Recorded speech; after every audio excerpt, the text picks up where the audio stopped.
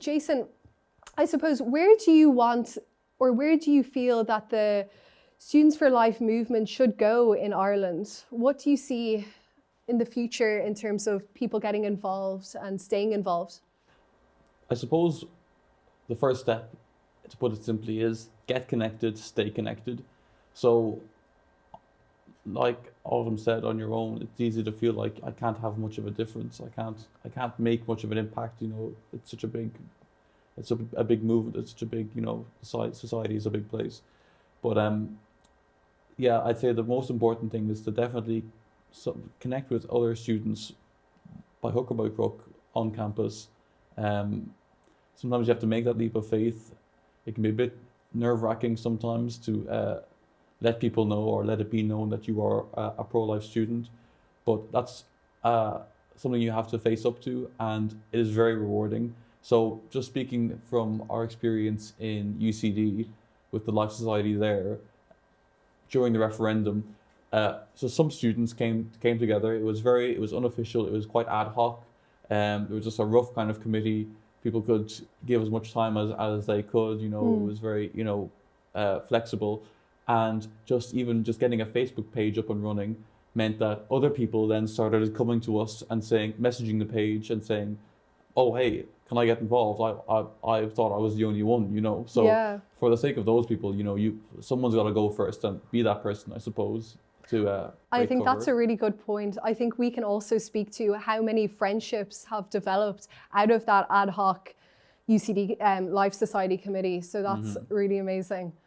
Yeah, in terms of the friendships that have evolved from the Life Society, I think that's incredible, and it's so important to nurture, because that's a super important, part of any society.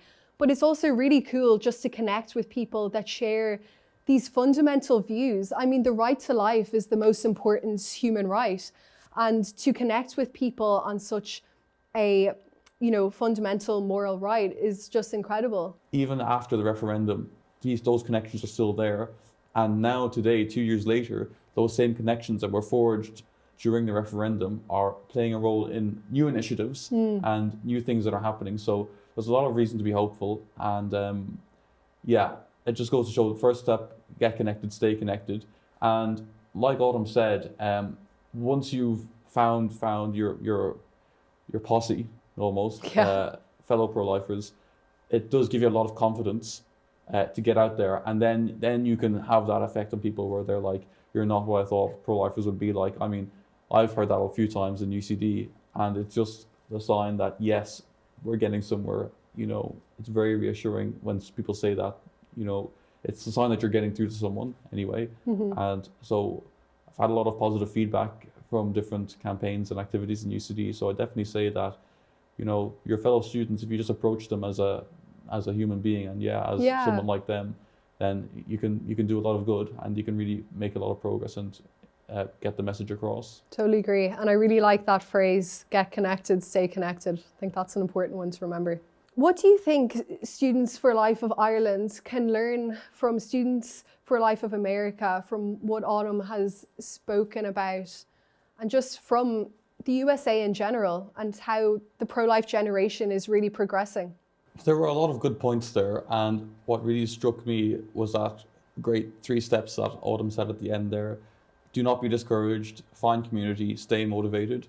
So those 3 steps of it, those are probably something that everyone should take to heart, and that would probably be a great guide for anyone, any students hoping to get involved in pro-life activism in Ireland. Another thing was research and education that Autumn noted. So much goes into just a simple conversation. It takes a lot of preparation to have those facts ready to mind when the time comes, or to be able to say just the right thing at the right moment. So starting now, just doing a little bit every day, could make the difference when that a critical conversation comes up down the line. So that's something probably we all need to do. And like Autumn said, if not us, who else? Exactly. That's a really important point. And Jason, one final question for you. How do you stay encouraged and motivated in the pro-life issue? You're still super involved. You've just graduated and you're going to be involved, hopefully for a lifetime. So how do you keep that motivation going? Well, a big thing is, I suppose, the other people in the movement. So when you see everyone else is so enthusiastic and involved, it's not hard to stay involved yourself as well. Another thing is, I suppose, that there's a lot of reason for hope because, like I said earlier, when we had our rallies during the referendum, those we were getting huge numbers, tens and tens of thousands coming to them, and they were often bigger than the pro-choice rallies. Yeah, for sure. Most of the time, if I recall correctly. And I think that shows that even if the voters didn't side with us this time, we do have the bigger activist base there, and getting people activated and getting onto the ground. I think it means there's a lot of potential for really positive developments in the future. So I suppose those are a couple of reasons that help me to keep enthusiastic, I suppose, and motivated. Another thing as well, I suppose, is just I suppose we have a debt to pay to each other and to society. We have to kind of look out for each other, and knowing what I and other people like me know about abortion and about the effect it has even on women as well. It just seems kind of natural, and it's a great way to, I suppose, stand up for your fellow citizen, I suppose. Maybe even sometimes in a thankless way, but just knowing what we know about it definitely is probably a big motivating factor, I'd say, for me personally.